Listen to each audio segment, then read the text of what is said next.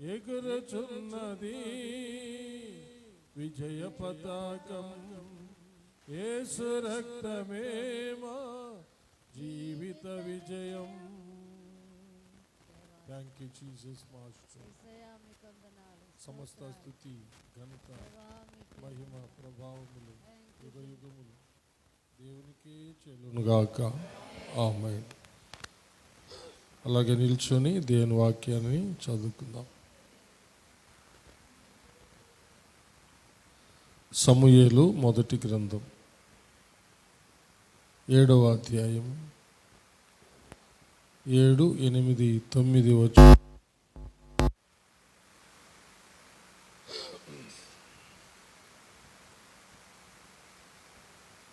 తీసారా అందరూ? పాత నిబంధన పుస్తకం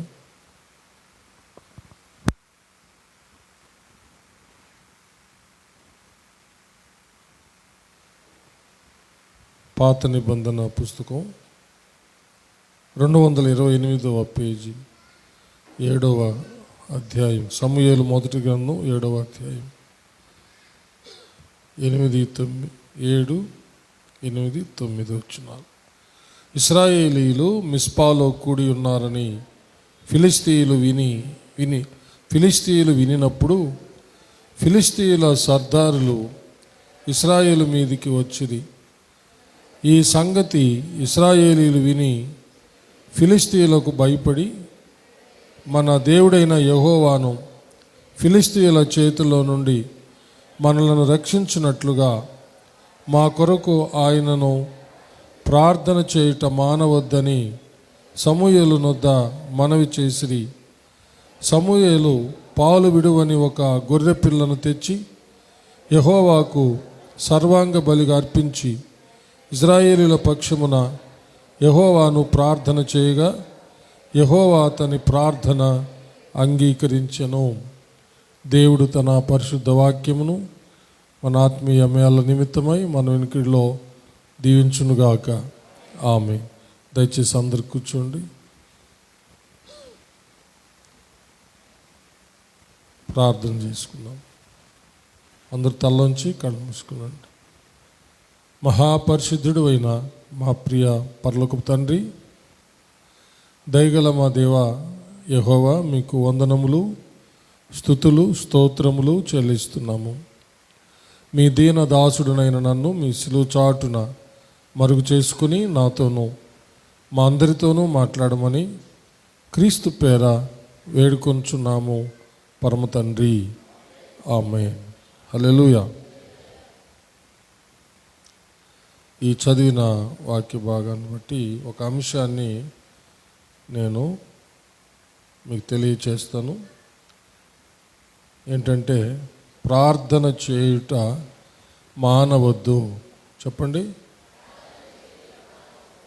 ప్రార్థన చేయుట మానవద్దు. ఈ సందర్భము ఇప్పటికే మనం కొన్ని సందేశాలు విన్నాం. ఇశ్రాయేలీలకు ప్రవక్త అయిన సమూయేలు సెలవిచ్చిన ప్రకారము వారు తమ మధ్య నుండి, వారి హృదయాల్లో నుండి విగ్రహాలు తీసేశారు. అన్ని దేవత విగ్రహాలను తీసేశారు. హృదయపూర్వకంగా దేవుని వైపు మల్లుకున్నారు. మిస్పాలో కూడుకొని నీళ్లు చేదిపోసి వారి పాపాలన్నీ పశ్చాత్తాపంతో ఒప్పుకుంటూ ఉన్నారు. మిస్పాలో వాళ్ళు కూడుకున్నారని శత్రువులైన ఫిలిష్తీయులు వారి మీదకి యుద్ధానికి వస్తారు. ఆ సమయంలో ఇశ్రాయేలీయులు సమూయేలు ప్రవక్తకు ఏమని మనవి చేస్తారంటే, మా నిమిత్తము ప్రార్థన చేయుట మానవద్దు అని సమూయేలుకు చెప్పి పంపిస్తారన్నమాట. హల్లెలూయా. అప్పుడు సమూయేలు పాలు విడువని ఒక గొర్రె పిల్లను తెచ్చి యెహోవాకు సర్వాంగ బలిగా ఇచ్చి వారి పక్షంగా ప్రార్థన చేస్తాడు. ఆ ప్రార్థన దేవుడు ఆలకించి దేవుడే వారి పక్షాన శత్రువులతో యుద్ధం చేస్తాడు. ఉరుములు మెరుపులతో యుద్ధం చేసి తారుమారు చేస్తాడు. అప్పటి వరకు ఓడిపోతున్న ఇజ్రాయేలీలు వాళ్ళను తరిమి తరిమి హతమార్చి గొప్ప విజయం పొందుతారు. ఇది ఆ సందర్భం. ఇజ్రాయేలీలు సమూయేలుని మా నిమిత్తం ప్రార్థన చేయుట మానవద్దని ఎందుకు చెప్పారంటే, వారు జయం పొందే వరకు ప్రార్థన చేయమని చెప్పారన్నమాట. దాని అర్థం ఏంటంటే, మేము ఈ శత్రువులపై విజయం పొందే వరకు మీరు ప్రార్థన చేయండి, ప్రార్థన చేయుట మానవద్దని. ఇది మనకేం తెలియజేస్తుంది? ఏదైనా ఒక విషయం మనం ప్రార్థన చేసేటప్పుడు అది ఏ సందర్భమైనా సరే, అది ఎంత జటిలమైనదైనా సరే, అసాధ్యమైనదైనా సరే, దిక్కుదోచని విషయాలైనా సరే, డాక్టర్స్ చేతులెత్తేసిన విషయాలైనా సరే, ఏవైనా ఇక అసాధ్యము అనుకున్న విషయమైనా సరే, అది నెరవేర్చబడే వరకు, అది జరిగే వరకు, ఆ విషయంలో మనకు దేవుని వద్ద నుండి ఉత్తరం వచ్చే వరకు ప్రార్థన చేయుట మానకూడదన్నమాట. హల్లెలూయా. అంటే అది జరిగే వరకు, మనం పొందుకునే వరకు ప్రార్థన చేయాలి. దీని అర్థము అది. సమూయేలు అలాగ చేస్తూ ఉన్నాడు. గొప్ప విజయము దేవుడు వారికి ఇచ్చాడు. అంటే మానక ప్రార్థన చేస్తూ ఉన్నాడు. ఎవరు? సమూయేలు ప్రార్థన దేవుడు ఆలకించి ఘనమైన విజయాన్ని ఇస్తాడు. నిర్గమకాండం 17వ అధ్యాయం 8వ వచనం నుండి కూడా కొన్ని వచనాలు మనం చదువుకుందాం. నిర్గమకాండము 17వ అధ్యాయము 8వ వచనం నుండి. తరువాత తీసారా? బైబిల్ తెరవని అందరూ చూడండి. తరువాత అమాలేకీలు వచ్చి రెఫీదీములో ఇశ్రాయేలీలతో యుద్ధము చేయగా, మోషే యెహోషువతో మన కొరకు మనుషులను ఏర్పరిచి వారిని తీసుకొని బయలు వెళ్ళి అమాలేకీలతో యుద్ధము చేయము. రేపు నేను దేవుని కర్రను చేతపట్టుకొని ఆ కొండ శిఖరము మీద నిలిచెదను అనెను. యెహోషువ మోషే తనతో చెప్పినట్లు చేసి అమాలేకీయులతో యుద్ధమాడెను. మోషే, అహరోను, హూరు అనువారు ఆ కొండ శిఖరమెక్కిరి. మోషే తన చేయి పైకెత్తినప్పుడు ఇశ్రాయేలీయులు గెలిచిరి. మోషే తన చేయి దింపినప్పుడు అమాలేకీయులు గెలిచిరి. మోషే చేతులు బరువెక్కగా వారు ఒక రాయి తీసుకుని వచ్చి అతడు దాని మీద కూర్చుండుటకై దాన్ని వేసిరి.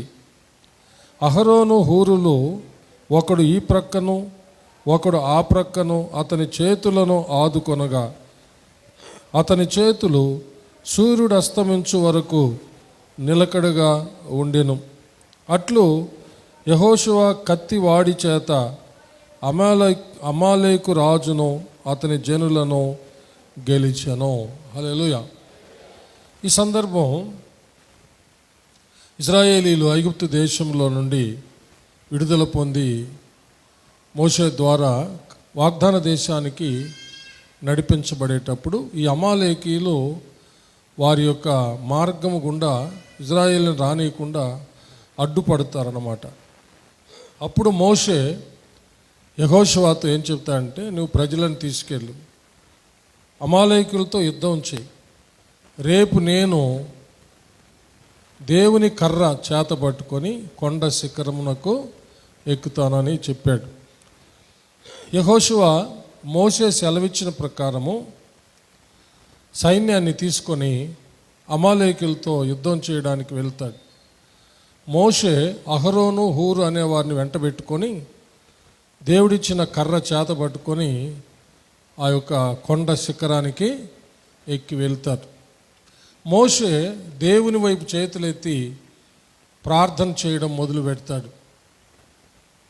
మోషే ప్రార్థన చేస్తూ ఉంటే ఇజ్రాయేలీలు గెలుస్తూ ఉన్నారు. చేతులు బరువెక్కుతున్నాయి, చేతులు దిగిపోతున్నాయి. చేతులు దిగినప్పుడు అమాలేకీలు గెలుస్తూ ఉన్నారు. ఈ విషయాన్ని అహరోను హూర్లు మోషేతో కూడా వెళ్ళారు కదా, మోషే తీసుకెళ్ళాడే అహరోను హూర్లు వాళ్ళు గమనించారు బాగా. అప్పుడు వాళ్ళు ఒక మంచి ఆలోచన చేశారు. ఒక రాయి తీసుకొచ్చి అక్కడ వేసి ఆ రాయి మీద మోషేని కూర్చోబెట్టారు. ఒక పక్కన అహరోను, మరొక పక్కన హూరు. ఇద్దరు మోషే చేతులను పట్టుకున్నారు. అంటే మోషే చేతులు దేవుని వైపు ఎత్తి ప్రార్థన చేస్తూ ఉన్నాడు. వీళ్ళిద్దరూ ఆ చేతులు ఆదుకున్నారన్నమాట. అంటే చెరొక పక్క నిలబడి ఆ చేతులు పట్టుకున్నారు. సూర్యుడు అస్తమించే వరకు ఆ చేతులు అలాగే దేవుని వైపు ఎత్తున్నాయి.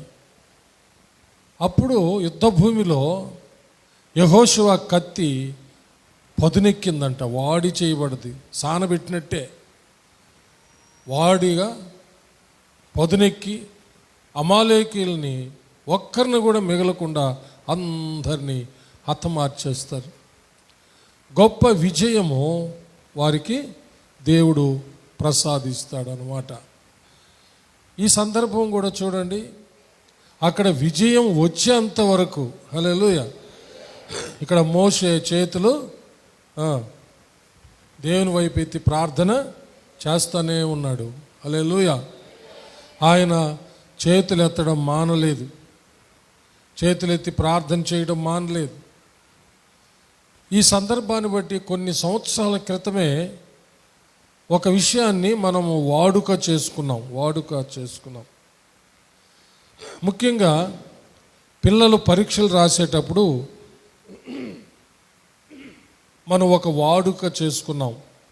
ఈ సందర్భాన్ని బట్టి పరిశుద్ధాత్మ దేవుడిచ్చిన ప్రేరేపణను బట్టి ఏంటంటే, పిల్లలు ప్రిపరేషన్ హాలిడేస్లో వాళ్ళ పరీక్షలకు సిద్ధపడే రోజుల్లో వాళ్ళకు ఉపవాసం పెట్టాలి అని, వాళ్ళు ఆకలితో ఉండేటట్టు చేసి బాగా చదివేటట్టు చేయాలి అని.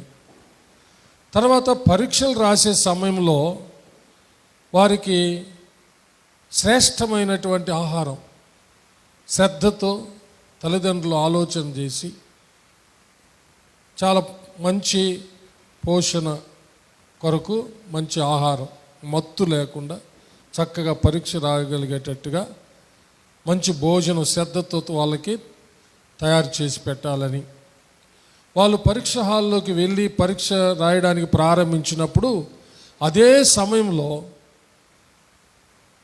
తల్లిదండ్రులు ఇంట్లో ఉపవాసం ఉండి వాళ్ళు పరీక్ష రాసి ఇంటికి తిరిగి వచ్చేదాకా వాళ్ళు ఉపవాసం ఉండి ప్రార్థన చేయాలి. అప్పుడు గొప్ప విజయం వస్తుంది, పిల్లలకు మైండ్ షార్ప్ అయిపోతుంది.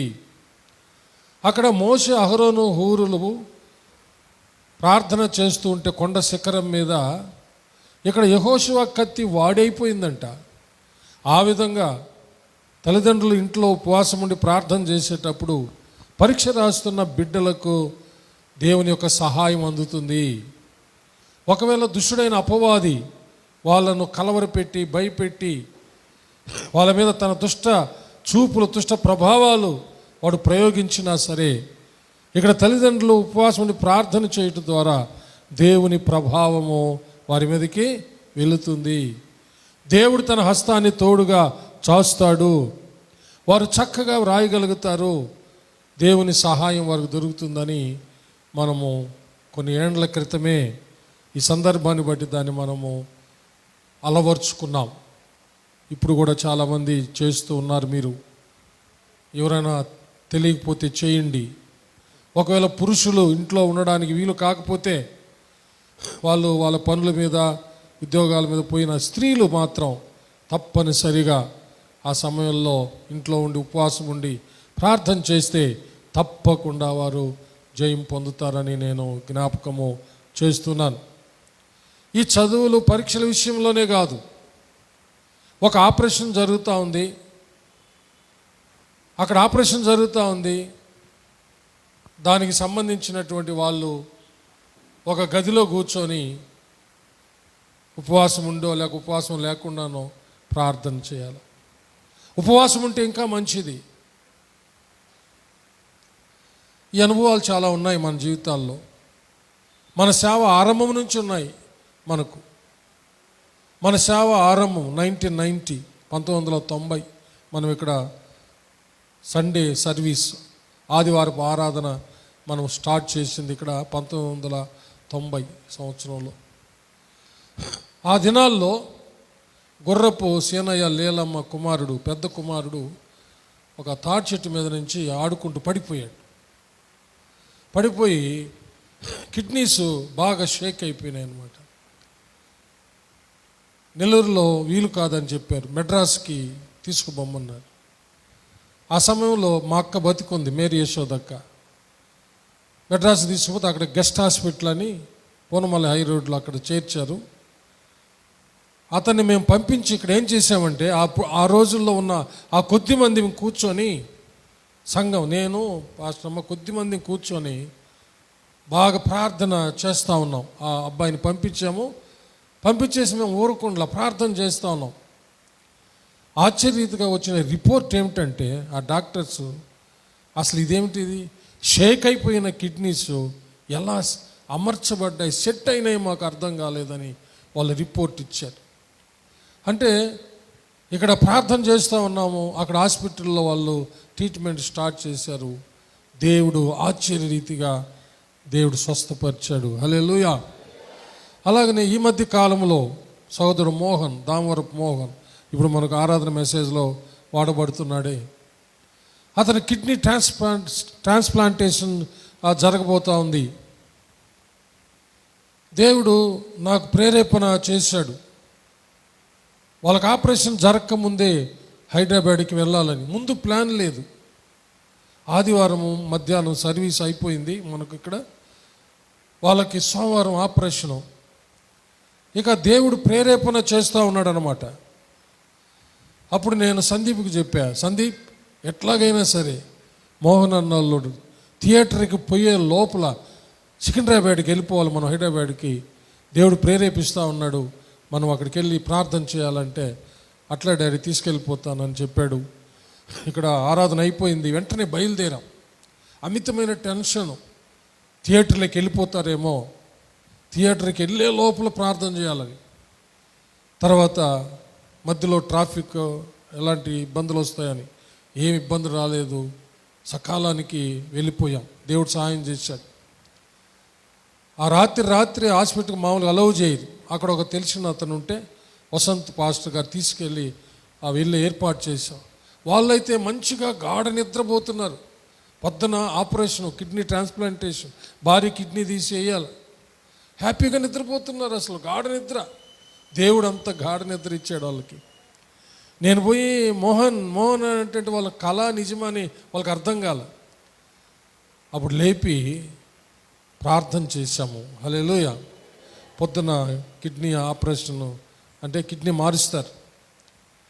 తర్వాత మేము మౌనంగా ఉండలా, అక్కడ ఆపరేషన్ చేస్తూ ఉంటే వసంత పాస్టల్ చర్చిలో అందరం ఉపవాస ప్రార్థన ఏర్పాటు చేసుకున్నాం. ఉపవాస ప్రార్థన చేస్తూ ఉన్నాం. హల్లెలూయా. అక్కడ ఆపరేషన్ జరుగుతూ ఉంది, ఇక్కడ ఉపవాస ప్రార్థన చేస్తూ ఉన్నాం. ఉపవాస ప్రార్థన ముగింపుకు వచ్చింది, లాస్ట్ ప్రార్థన చేస్తూ ఉన్నాము. ఇంకా మోహన్ భార్య కన్నీటితో వసంతకి ఫోన్ చేసేసింది భయంకరంగా. వసంత్ ఇంకా నిలవలేకపోతున్నాడు. నేను కొంచెం ప్రార్థనలో మాట్లాడుతూ ఉన్నా కొన్ని విషయాలు. అప్పుడు అర్జెంటుగా వెళ్ళాలి హాస్పిటల్కి అన్నాడు.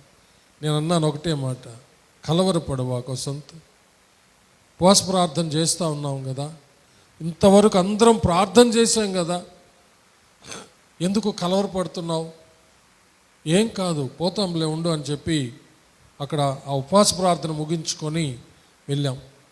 వెళ్ళిన తర్వాత ఇక కిడ్నీ మార్చడానికి అమ్మాయిని, భార్యని పిలిచే సమయానికి అను 2 సార్లు అని తర్వాత పిలవడం మానేశారంట. ఇంకా ఆ అనుకి ఇక్కడ స్థిమితంగా లేదు. ఏమైంది నా భర్తకి, ఏమైంది లోపల నా భర్తకి అని. తర్వాత మేము వెళ్ళాం, తట్టుకోలేకపోతా ఉంది, ఏమైందో తెలియదు, లోపల ఏమైందో, భార్యని పిలవలేదు. అప్పుడు ధైర్యంగా ఉండు అను, అమ్మాయి పేరు అను, దేవుడు మేలైందే చేస్తాడు, భయపడబాకు, కలవరపడబాకు అని చెప్పి చెప్పాము. దేవుని సన్నిధి, ఉపవాస ప్రార్థనలో నుంచి వెళ్ళాం కదా, ఆ సన్నిధి ఆమెను తాకింది. తట్టుకోలేక కన్నీళ్ళు పర్యంతం ఏడుస్తున్న ఒక్క నిమిషంలో దేవుడు ధైర్యం ఇచ్చేశాడు. తర్వాత తెలిసిన విషయం ఏమిటంటే, ఇక కిడ్నీ తీసి మార్చాలనుకునే సమయానికి ఒక రక్తనాళం ఎక్కడో తెగిపోయిందంట మోహన్ బాడీలో. అంతే, ఓవర్ బ్లీడింగ్. ప్రాణం పోయిందంట, చేతులు ఎత్తేసారంట. అసలు ఏమి చేయలేని పరిస్థితిలో ఆ సమయంలో ఒక డాక్టర్ గారు, సీనియర్ డాక్టర్ గారు వచ్చి ఆ రక్తనాళానికి అతను సూచర్ వేసాడంట. సూచర్ అయితే వేసాడంట కానీ ప్రాణం లేదంట. తర్వాత ఉన్నట్టుండి ప్రాణం వచ్చిందంట. అయినా వాళ్ళకి ధైర్యం చాలేదంట. ఐసీయూలో పెట్టి ఉదయం వరకు సీనియర్ డాక్టర్ ఆ పేషెంట్ దగ్గర కూర్చో ఉన్నాడంట. ఉదయము వెంటిలేటర్ తీసేయమని అబ్బాయి అడుగుతుంటే, మోహన్ నాకు శ్వాస బాగా ఆడుతుంది తీసేయండి అంటే నమ్మలేకపోతున్నాడంట డాక్టరు. నేను ఎందుకు చెప్తున్నానంటే, ఒక కార్యం జరిగేటప్పుడు మనం విచ్చలవిడిగా మాట్లాడుకోవడం కానీ, తిని నిద్రపోవడం కానీ చేయకూడదు. మనం ప్రార్థన చేయాలి. ఆ కార్యం నెరవేరే వరకు మనం ప్రార్థన చేస్తూ ఉండాలి. ఇలాంటి అనుభవాలు ఎన్నో ఉన్నాయి మన జీవితంలో. కాబట్టి పిల్లల చదువుల విషయమే కాదు, ఒక కార్యం తలపెట్టినప్పుడు కానీ, ఏదైనా ఒక ప్రమాదకర పరిస్థితి జరుగుతున్నా కానీ మనము విడువక మానక ప్రార్థించాలి.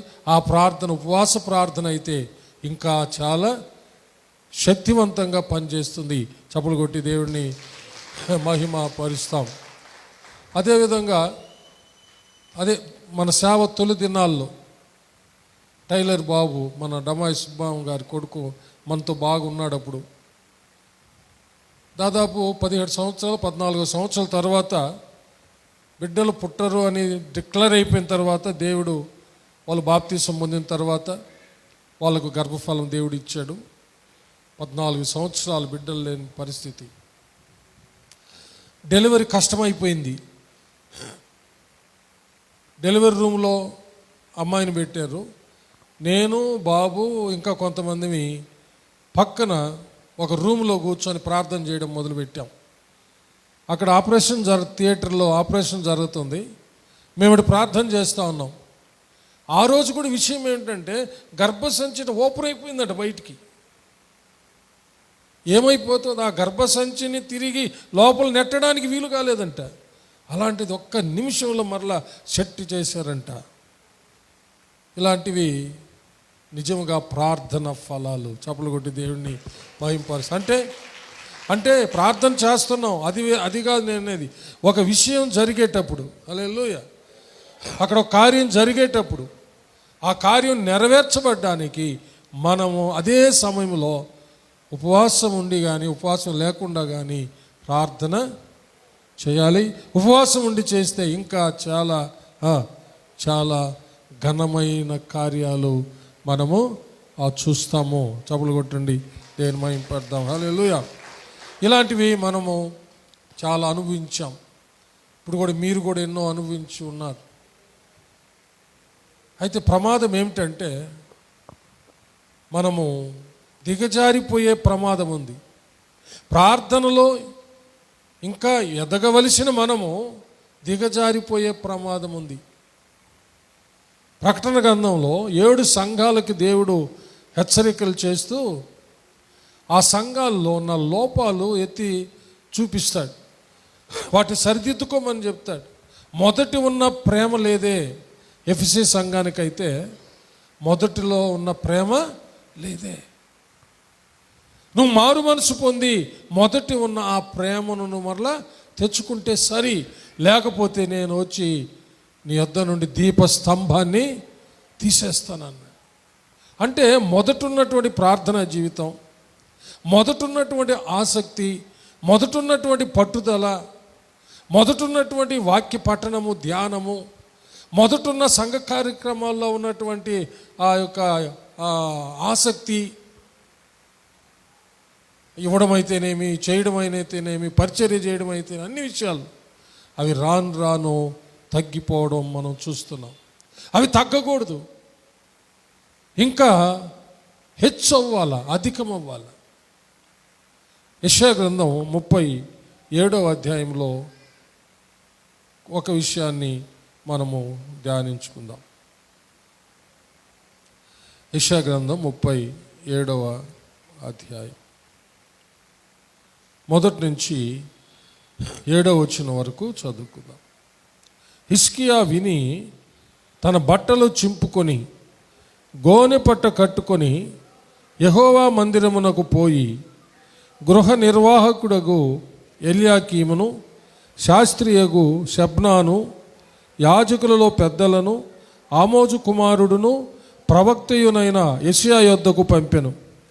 వీరు గోనె పట్ట కట్టుకొనిన వారై అతని యొద్దకు వచ్చి అతనితో ఇట్లనిరి, హిజ్కియా సెలవిచ్చున్నదేమనగా, ఈ దినము శ్రమయు శిక్షయు దూషణయు గల దినము. పిల్లలు పుట్టవచ్చిరి గాని కనుటకు శక్తి చాలదు. జీవము గల దేవుని దూషించుటకై అశ్షూరు రాజు అయిన తన యజమానుని చేత పంపబడిన రబ్షాకే పలికిన మాటలు నీ దేవుడైన యెహోవా ఒకవేళ ఆలకించి నీ దేవుడైన యెహోవాకు వినబడి ఉన్న ఆ మాటలను బట్టి ఆయన అశ్షూరు రాజును గద్దించునేమో. కాబట్టి నిలిచిన శేషము కొరకు నీవు హెచ్చుగా ప్రార్థన చేయము. రాజైన హిజ్కియా సేవకులు యెషయా యొద్దకు రాగా యెషయా వారితో ఇట్లనెను, మీ యజమానునికి ఈ మాటలు తెలియజేయుడి. యెహోవా సెలవిచ్చున్నదేమనగా, అశ్షూరు రాజు సేవకులు నన్ను దూషింపగా నీవు వినిన మాటలకు భయపడవద్దు. అతనిలో ఒక ఆత్మను నేను పుట్టింతును. వదంతి విని తన దేశమునకు వెళ్ళిపోవును. అతని దేశమందు ఖడ్గము చేత అతనిని కోలజేయుదును. చప్పలు కొట్టి దేవుడిని మహింపడు. హిజ్కియా రాజు యూదాను పరిపాలిస్తున్నటువంటి దినాలవి. ఆ దినాల్లో అశ్షూరు రాజు సన్హెరీబు ఆయా దేశాలను జయిస్తూ వస్తున్నాడు. యూదా మీదకు కూడా రావడానికి అతడు సిద్ధమయ్యాడు. అతడు భయంకరంగా ఇజ్రాయేలీలు యూదుల జీవము గల సర్వ శక్తి గల దేవుణ్ణి దూషిస్తాడు, భయంకరంగా దూషిస్తాడు. హిజ్కియాను తృణీకరిస్తాడు. యూదుల రాజైన హిజ్కియాను తృణీకరిస్తాడు. అంటే దేవుణ్ణి కూడా వాడెంత అన్నంతగా గర్వపడతాడు అనమాట. అంత గర్వంగా మాట్లాడతాడు, దూషిస్తాడు. హిజ్కియా రాజు భయపడిపోతాడు. ఆ సమయంలో హిజ్కియా రాజు ఆ సన్హెరీబు రాసి పంపిన లెటరు తీసుకొని అవి చదివి అందులో ఉన్న విషయాలను బట్టి భయపడి యెషయా ప్రవక్త దగ్గరికి కొంతమంది పెద్దలను పంపిస్తాడు. వాళ్ళు గోనెపట్ట కట్టుకొని వెళ్తారు. హిజ్కియా రాజు కూడా గోనెపట్ట కట్టుకొని దేవుని సన్నిధిలో ప్రార్థనకు కూర్చుంటాడు. వారు వెళ్ళి హిజ్కియా రాజు తమతో చెప్పిన మాటలు ఆ రాజుతో చెప్తారు. అన్నీ చెప్తూ ఒక సామెత కూడా చెప్తారు. హిజ్కియా రాజు సామెత చెప్పి పంపిస్తాడు. ఏమిటంటే, పిల్లలు పుట్టవచ్చిరి కానీ కనుటకు శక్తి లేదు అని. ఏంటి? పిల్లలు పుట్టవచ్చారు కానీ కనుటకు శక్తి లేదు అనే సామెత చెప్పి, ఇప్పుడు ఈ సన్హెరీబు ఈ అశ్షూరు రాజును జయించడానికి మాకు శక్తి చాలదు, దేవుడు ఏమి సెలవిస్తాడో మాకు తెలియచెప్పండి, మా కోసం హెచ్చుగా ప్రార్థన చేయండి అని చెప్పి పంపిస్తున్నట. ఏమంట? మా కోసం హెచ్చుగా ప్రార్థన. హెచ్చుగా అంటే ఎక్కువగా ఎక్కువగా ఎక్కువగా. హల్లెలూయా. చూచారా? హిజ్కియా రాజు యెషయా ప్రవక్తను కోరుకుంటున్నది ఏమిటి? మా కోసం చెప్పండి, హెచ్చుగా ప్రార్థన, హెచ్చుగా ప్రార్థన. ఒకసారి ఈ రాత్రి మనల్ని మనం పరిశీలన చేసుకుందాం. మనము హెచ్చుగా చేస్తున్నామా, మామూలుగా చేస్తున్న దానికంటే తగ్గిపోయామా? తొలి దినాల్లో ప్రార్థన చేస్తున్న విధానం కంటే తగ్గిపోయామా, లేక చేస్తున్న దానికంటే హెచ్చుగా సమయాన్ని తీసుకొని చేస్తున్నామా? ఒకసారి ఆలోచించి. బైబిల్ చెప్తున్నది ఏమిటంటే, దేవుడు కోరుకునేది ఏమిటంటే, ఆధ్యాత్మిక విషయాల్లో మనం అంతకంతకు ఎదగాలి, వర్ధిల్లాలి, ప్రార్థనా జీవితం ఎక్కువ అవ్వాలి. హలో, ప్రార్థనా జీవితం ఎక్కువ అవ్వాలి, హెచ్చుగా ప్రార్థన చేయాలి, హెచ్చుగా వాక్యం చదవాలి, హెచ్చుగా దేవుని సన్నిధిలో గడపాలి. దేవుని రాకడ సమీపించుచున్న కొలది ఇలాగ సమాజంగా కూడటం మానకూడదు. ఎన్ని సార్లు వీలైతే అన్నిసార్లు మనం ఇలా కూడుకొని ఒకరినొకరు పురుకొల్పుకుంటూ ప్రార్థనలు, యాచనలు, విజ్ఞాపనలు మనం చేసుకోవాలి. కాబట్టి ఒక్కసారి ఈ రాత్రి పరిశీలన చేసుకుందాం. మన ప్రార్థన జీవితం హెచ్చయిందా, తగ్గిందా? వాక్యం చదివేది హెచ్చయిందా, తగ్గిందా? విశ్వాసంలో వర్ధిల్లుతున్నామా, తగ్గిపోతున్నామా? దేవుని ప్రేమించే దాంట్లో ఎక్కువగా ప్రేమిస్తున్నామా, తగ్గిపోతున్నామా? దేవునికి ఇచ్చే దాంట్లో ముందున్నట్టున్నామా, తగ్గిపోతున్నామా? దేవుని పరిచర్య చేసే దాంట్లో ఎదుగుతున్నామా, తగ్గిపోతున్నామా? ఇలాగ అన్ని విషయాలు బైబిల్ కోరుకుంటుంది. మనము అంతకంతకు హెచ్చుగా హెచ్చుగా హెచ్చుగా, మహిమ నుండి అధిక మహిమ, పరిశుద్ధత నుండి అతి పరిశుద్ధత. హల్లెలూయా. ఇవి పరిశుద్ధుల గురించి, విశ్వాసుల గురించి బైబిల్ చెప్తున్న సత్యాలు. మనం ఎలా ఉన్నాం? ఈ రాత్రి దేవుడు స్పష్టంగా మాట్లాడుతున్నాడు. ఒక విషయంలో జయం పొందేదాకా ఇంకా విస్తరించి అధికంగా ప్రార్థన చేయాలి. ఆ భయంకరమైనటువంటి సన్హెరీబు, దేవుణ్ణి దూషించినటువంటి ఆ యొక్క వ్యక్తి, దేవుడు సెలవిచ్చిన ప్రకారము యోధా దేశాన్ని అతడు ముట్టలేదు, అంటలేదు. దేవుడు అతని ముక్కుకు గాలం తగిలించి వెనక్కి ఈడ్చుకొని వెళ్ళిపోతాడు. అతడు పారిపోతాడు. ఒకే రాత్రి దేవుని దూత వచ్చి అతని సైన్యాన్నంతా హతమార్చేస్తుంది. ఆ సన్హెరీబు వెనుదిరిగి పారిపోయి వాళ్ళ దేవతకు కొలుస్తూ ఉంటే వాళ్ళ బిడ్డలే అతన్ని ఖడ్గం చేత పొడిచి చంపేస్తారు. దేవుణ్ణి దూషించి, దేవుణ్ణి తిరస్కరించి, ఆయన ఏర్పరచుకున్న రాజుని తిరస్కరించినటువంటి, దేవుని ప్రజలను తిరస్కరించినటువంటి అతనికి ఆ గతి పట్టింది. దేవుడు నీతి న్యాయాధిపతి అనే దేవుడు. అయితే వాళ్ళు ఏం చేశారంటే, ఆ లెటరు దేవుని సన్నిధిలో పరిచి వాళ్ళు హెచ్చుగా, చెప్పండి, హెచ్చుగా చెప్పాల, హెచ్చుగా, ఎక్కువగా అతని చేతిలో పడకుండా జయం పొందే వరకు వాళ్ళు హెచ్చుగా ప్రార్థన చేశారు. అదే మనము చేయాల్సింది. హల్లెలూయా.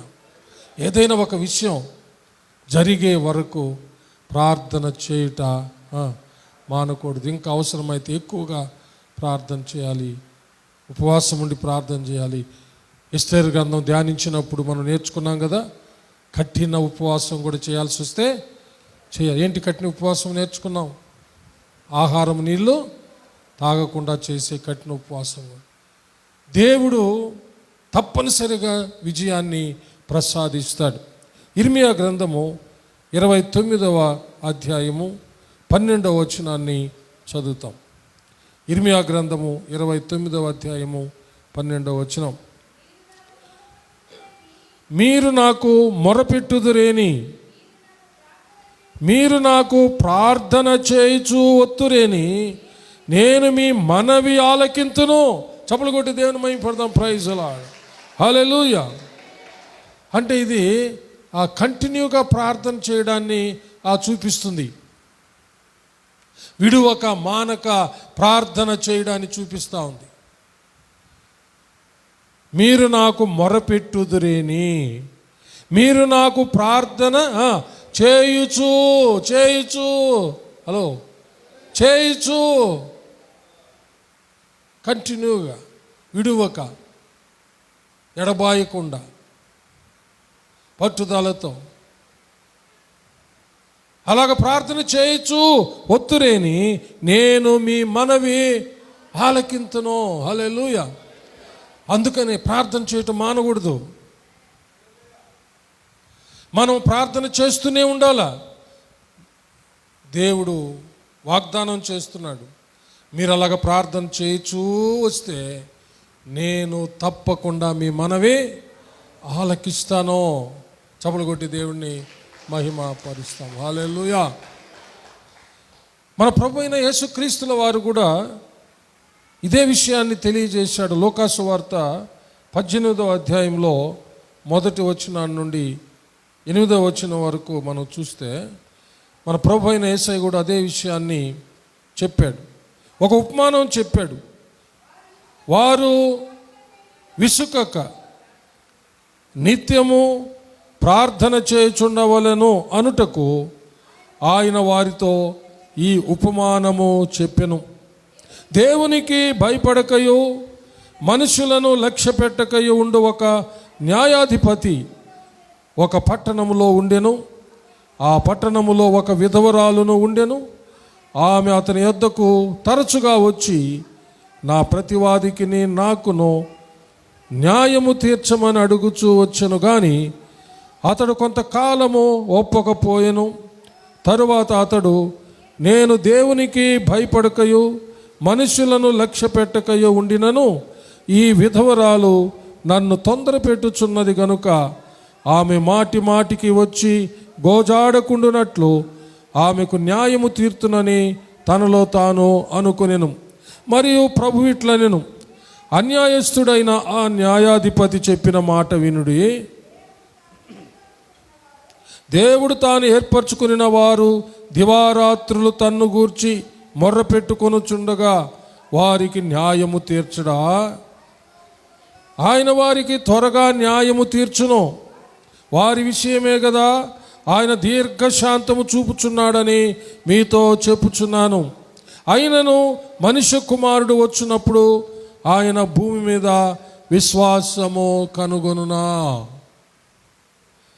మన ప్రభు అయిన యేసుక్రీస్తుల వారు కూడా శరీరధారిగా ఈ లోకంలో ఉన్నప్పుడు ఈ ఉపమానం చెప్పాడు. ఏమిటది? విసుకక నిత్యము ప్రార్థన చేయాలి అనే దానికి ఈ ఉపమానం చెప్పాడు. అంటే ప్రార్థన చేసే మనము విసుక్కోకూడదు. ఇంకా ఎన్ని రోజులు, ఇంకా ఎన్ని నెలలు, ఇంకా ఎన్ని సంవత్సరాలు నువ్వు అలా విసుక్కోకూడదు. నువ్వు విసుక్కోకుండా విశ్వాసంతో నీవు మానక ప్రార్థన చేస్తూనే ఉండాలంతే. హల్లెలూయా. నీవు అడిగినది పొందే వరకు, హల్లెలూయా, నీవు విసుక్కోకూడదు, విశ్వాసాన్ని వదులుకోకూడదు, ప్రార్థించుట మానకూడదు. అయితే దేవుడు నువ్వు అనుకున్నట్టుగా ఆలస్యం చేసేవాడు కాదు. ఆ అన్యాయస్తుడైన న్యాయాధిపతే కొన్ని రోజులు మౌనంగా ఉండి ఒకరోజు ఆమెకు, ఆ విధవరాలకి న్యాయం తీర్చాలనుకున్నాడంట. దేవుడు అడుగుతున్నాడు ఒక ప్రశ్న. ఆ అన్యాయస్తుడైన న్యాయాధిపతి చెప్పిన మాట విన్నారు కదా, మరి నా ప్రజలైన మీరు దివారాత్రులు నాకు మొరపెట్టుచు ఉంటే నేను మీకు త్వరగా న్యాయం తీర్చనా? నేను త్వరగా న్యాయం తీరుస్తా.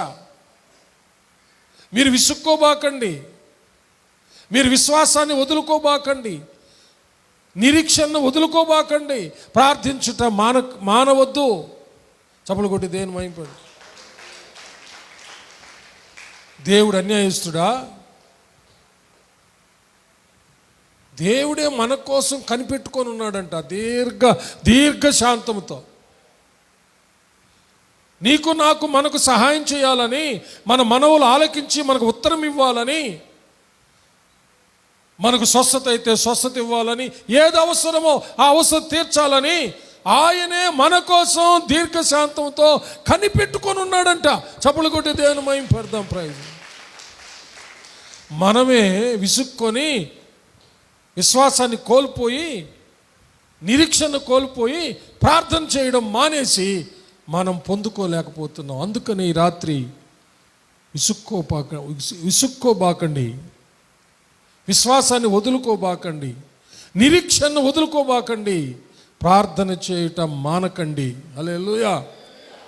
దేవుడు అన్యాయస్తుడు కాదు. త్వరగా న్యాయం తీరుస్తాడు, త్వరగా స్వస్థపరుస్తాడు. హల్లెలూయా. యెషయా గ్రంథం 58వ అధ్యాయంలో మనం చూస్తే శీఘ్రంగా స్వస్థపరుస్తాడంట నిజమైన ఉపవాసం చేసే వాళ్ళ జీవితంలో. 7వ వచనం నుండి చదువుతాము. 58వ అధ్యాయం 7వ వచనం నుంచి. నీ ఆహారము ఆకలి కొనిన వారికి పెట్టుటయు, నీ రక్త సంబంధికి ముఖము తప్పింపకుండుటయు, దిక్కుమాలిన బీదలను నీ ఇంట చేర్చుకునుటయు, వస్త్రహీనుడు నీకు కనబడినప్పుడు వానికి వస్త్రములిచ్చుటయు, ఇదియే కదా నాకు ఇష్టమైన ఉపవాసము. అలాగున నీవు చేసిన ఎడల నీ వెలుగు వేకువ చుక్కవలే ఉదయించును, స్వస్థత నీకు శీఘ్రముగా లభించును. చప్పులు కొట్టాలి. హల్లెలూయా. స్వస్థత నీకు శీఘ్రముగా లభించును. గట్టిగా చప్పులు కొట్టాడు. ఆయన ఆలస్యం చేసే దేవుడు కాదు. ఆయన నీతి న్యాయాధిపతి అయిన దేవుడు. త్వరగా న్యాయం తీరుస్తాడు, త్వరగా నీకు జవాబిస్తాడు, త్వరగా నీకు నిన్ను స్వస్థపరుస్తాడు శీఘ్రంగా. ఆయన విడువని ఎడబాయిని దేవుడు. అందుకనే విసుక్కోకుండా, మానక, విశ్వాసంతో, నిరీక్షణతో ప్రార్థన చేస్తూ ఉండాలా. దేవుడట్టి కృప మనకందరికీ దయచేయునుగాక. ఆమేన్. హల్లెలూయా. మనం అందరం లేచి నిలబడదాం. ఒకసారి పరీక్ష చేసుకుందాం. ఎలా ఉన్నావు నువ్వు? దేవుడు నీతో సూటిగా మాట్లాడినటువంటి ఈ దినం నీ ప్రార్థన జీవితం ఎలా ఉంది? ఒకసారి పరిశీలన చేసుకో. మొదట ఉన్న ప్రార్థన జీవితం ఉందా? మొదట ఉన్న ఉపవాస దీక్ష ఉందా? మొదట ఉన్న వాక్య పఠనం ఉందా? మొదట ఉన్న వాక్య ధ్యానం ఉందా? మొదట ఉన్న దేవుని పట్ల మొదట ఉన్న ప్రేమ ఉందా? మొదట ఉన్న ఆసక్తి ఉందా? ఒక్కసారి పరిశీలన చేసుకో. దేవుడు అన్యాయస్తుడు కాదు. ఆయన త్వరగా న్యాయం తీరుస్తాడు, శీఘ్రంగా స్వస్థపరుస్తాడు. నువ్వు నిజంగా ప్రార్థిస్తే నీకు సమీపంగా ఉంటాడు, నీలోనే ఉన్నాడు, నీలోనే ఉండి నీకు సహాయం చేస్తాడు. కళ్ళు మూసుకోండి, ఒక్కసారి పరిశీలన చేసుకోండి. ఎలా ఉన్నావు నువ్వు? మత్తురాలు అయిపోయావా? మత్తుడు అయిపోయినావా? నిద్రమత్తు, తిండి వలన, మత్తు వలన, ఐహిక విచారాల వలన మాంద్యురాలు అయిపోయినావేమో. ఆలోచించు, ఎలా ఉన్నావు నువ్వు? ఈ అర్ధ సంవత్సరంలో, ఈ 40 దినాల ఉపవాస దీక్షలో ఏదైనా ఒక ఏర్పాటు చేసుకున్నావా? చేసుకున్న నీవు ధన్యుడివి, చేసుకున్న నీవు ధన్యురాలివి. సమయాన్ని పోనీక సద్వినియోగం చేసుకొని దేవుని సన్నిధిలో హెచ్చుగా ప్రార్థన చేయి, హెచ్చుగా వాక్యం చదువు, హెచ్చుగా దేవుని ధ్యానించు.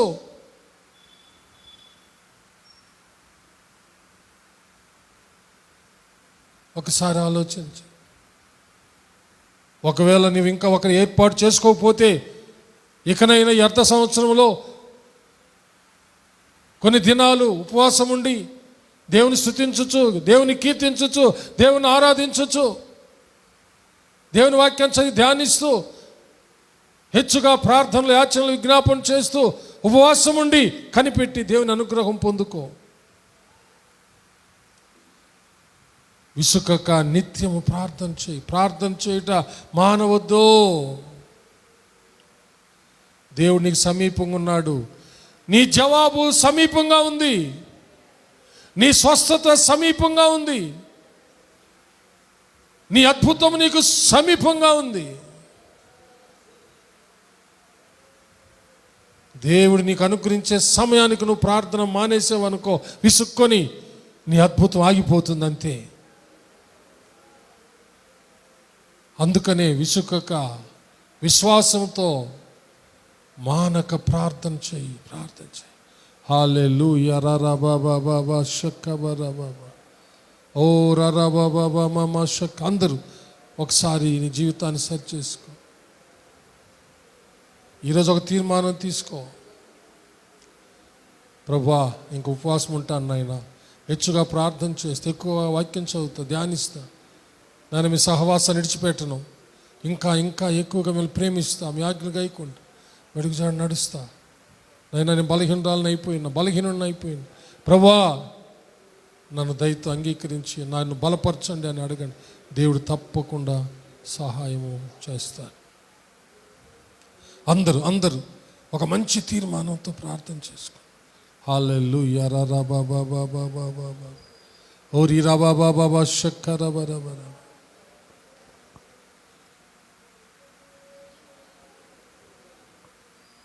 ప్రార్థించుకుందాం. మహాపరిశుద్ధుడు అయిన మా ప్రియ పరలోకపు తండ్రి, దయగలిగిన మా దేవా, మీకు స్తోత్రం. మాతో సూటిగా మాట్లాడినందుకు స్తోత్రం నాయన. మా ప్రార్థన జీవితాన్ని పరిశీలించుకోవడానికి మీరు ఇచ్చిన కృపను బట్టి స్తోత్రం తండ్రి. మేము దిగజారిపోకుండా అంతకంతకు ప్రభువా విశ్వాసములోనూ, పరిశుద్ధతలోనూ, ప్రార్థనలోనూ, వాక్య పఠనము ధ్యానములోనూ హెచ్చుగా మేము అభివృద్ధి చెందుటకు మీ కృప దయచేయమని ప్రార్థన చేస్తున్నాం. విసుకక విశ్వాసముతో, నిరీక్షణతో మానక ప్రార్థించటానికి మీ కృప మాకు దయచేయమని ప్రార్థన చేస్తున్నాం. మీ ఆత్మ ద్వారా మమ్మల్ని బలపరచండి. మీ ఆత్మ ద్వారా మాకు చాలినంత సహాయము దయచేయండి. మేము వెనుకంజ వేయకుండా ముందుకు సాగిపోవడానికి సహాయం చేయండి. అంతకంతకు మీలో ఎదగడానికి కృప దయచేయండి. మహిమ నుండి అధిక మహిమలోనికి, పరిశుద్ధతలో నుండి అతి పరిశుద్ధతలోనికి మేము ఎదుగుతూ మీ ప్రియకుమారుడు, మా ప్రియరక్షణ క్రీస్తు యేసు సంపూర్ణతకు సమానమైన సంపూర్ణతలోనికి మేము రావడానికి మీ కృప దయచేయమని ప్రార్థిస్తున్నాం తండ్రి. ఎవరెవరైతే నాయనా ప్రార్థనలో బలహీనమైపోయినాం, వాక్య పఠనము ధ్యానంలో బలహీనమైపోయినాం, దేవుని చిత్తాన్ని నెరవేర్చడం బలహీనమైపోయినామని ఒప్పుకుంటూ ఉన్నారో తండ్రి, బలపరచు నాయన. నన్నును, మమ్మల్ని అందరినీ బలపరచండి. యేసయ్య నామం ద్వారా అతి వినయంగా బతిమాలి వేడుకొంచున్నాము పరమ తండ్రి, ఆమేన్. నా ప్రాణమా యెహోవాను సన్నుతించుము, నా అంతరంగముననున్న సమస్తమా ఆయన పరిశుద్ధ నామమును సన్నుతించుము. నా ప్రాణమా యెహోవాను సన్నుతించుము, ఆయన చేసిన ఉపకారములలో దేనిని మరువకము, ఆమేన్. మన పరమ తండ్రి అయిన దేవుని ప్రేమ, కుమారుడైన యేసుక్రీస్తు ప్రభుల వారి యొక్క కృప, పరిశుద్ధాత్మ దేవుని అన్యోన్య సహవాసము, సన్నిధి, కాపుదల, భద్రత, నడిపింపు ఇప్పుడు ఎల్లప్పుడూ సదాకాలము మీకందరకును, మీ బిడ్డలకు, మీ బిడ్డలకు, మీరు కలిగి ఉన్న సమస్తానికి తోడై దీవించి ఆశీర్వదించి కాచి కాపాడునుగాక. ఆమేన్, ఆమేన్, ఆమేన్. May God bless you all. యేసయ్య నామం